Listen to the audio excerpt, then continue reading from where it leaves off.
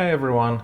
In today's video, I'm going to be talking about the cost of living in Canada. And to be more specific, I'll be talking about the cost of living in Greater Vancouver area.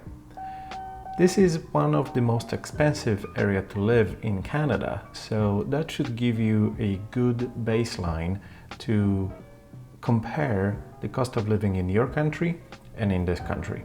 Now, as disclosed in the previous video, the prices for all the goods I will be showing in this video will change in the future, and sooner or later this video will be outdated.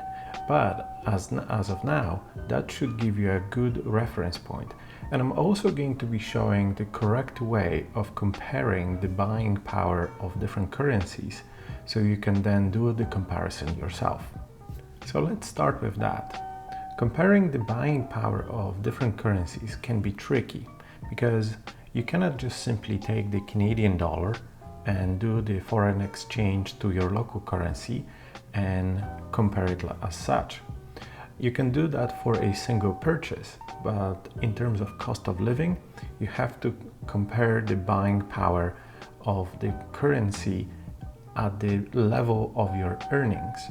So what you do is you take the minimum wage that is paid in Canada or in British Columbia for that matter, where I live, and then you compare it to the minimum wage and the buying power of it at your local place.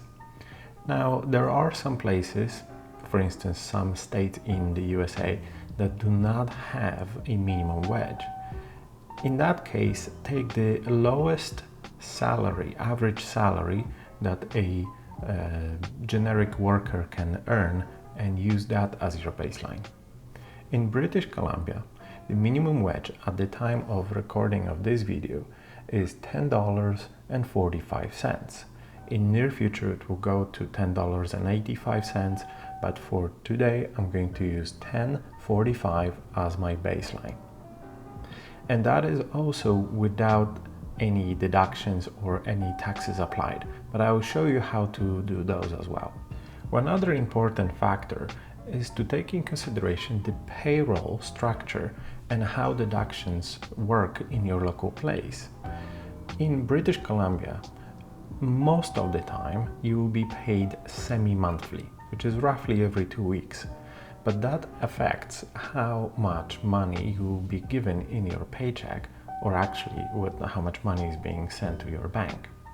So in order to do the calculations, what you have to do is take the minimum wage, which is $10.45, multiply it by 40 hours a week, because that's the standard for British Columbia, and then go to any online payroll calculator and use the semi-monthly option to see how much money you will be receiving every 2 weeks. So if you do that, you're going to notice that, I will use my card over here, you're going to get $794.84 every 2 weeks or every half a month, which adds up to $1,589.68 a month. This is the amount of money you're going to get once you receive them in your bank. So that's after all deductions, and I'm using the minimum deduction level that can be deducted by the employer. Now I will take this value and divide it by 168 hours, which is the average of working hours in a month across the entire year. Dividing 1,589.68 by 168 gives us roughly $9.46 for every hour that you work. So this is amount of money you're going to get for every hour you worked into your pocket, into your bank account. So now the big question is, what can I buy for 1 hour of minimum wage pay? I have a list over here and it pretty much goes like this.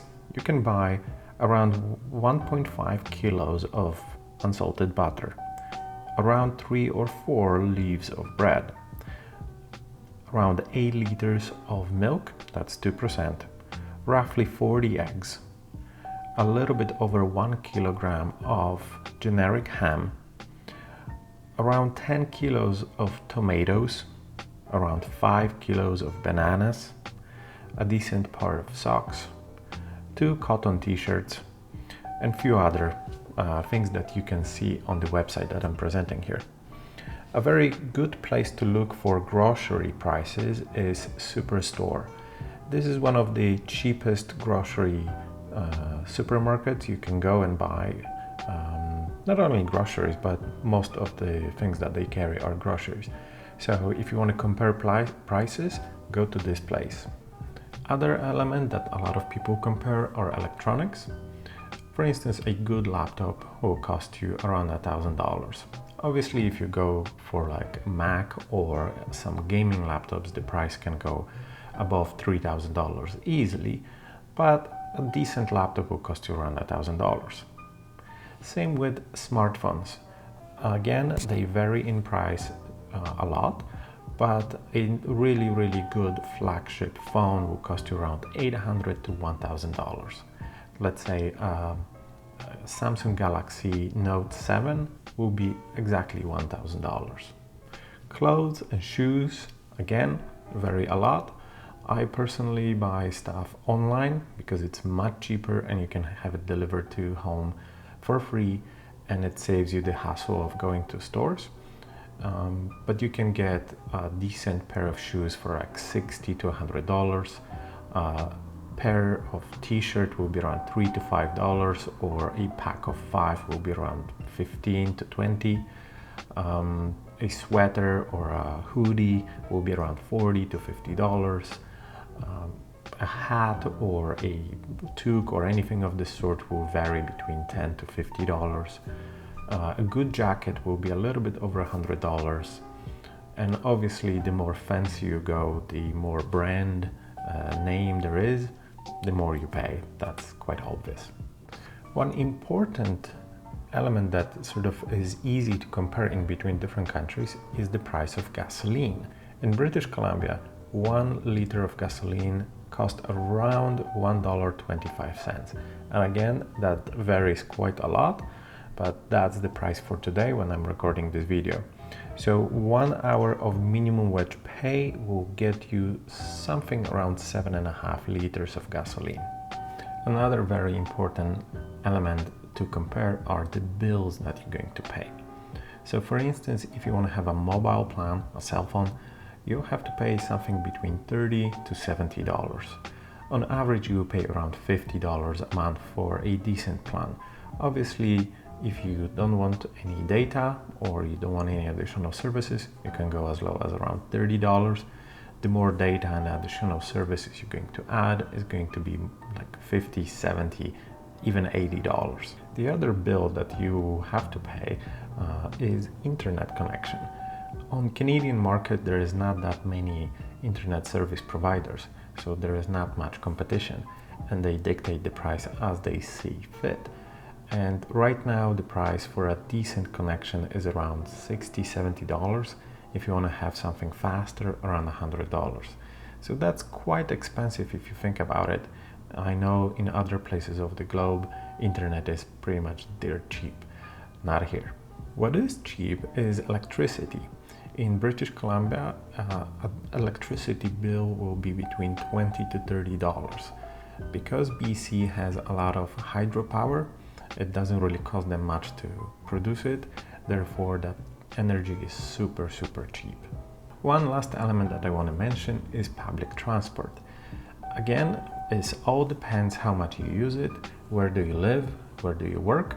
In my case, I need to cross 2 zones in Greater Vancouver area, and for that I have to pay $124 for a monthly fare, which pretty much gives me unlimited access to public transport.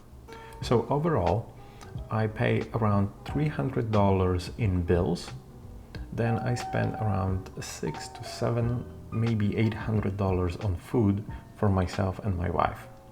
If you think about it, that means that if you have a single source of income on minimum wage, it is going to be very hard to sustain yourself. But if there is 2 of you contributing, if you're married or you have somebody you can share the apartment with and pay half the bills and half the food, then sustaining yourself is going to be quite easy.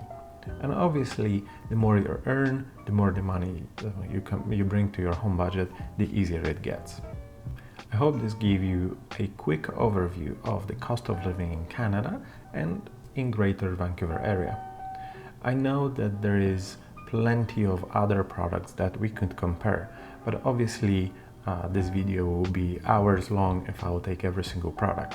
I encourage you to check the prices yourself and do the buying power comparison the way I explained it in the first part of the video. Please let me know in the comments if you find this video useful.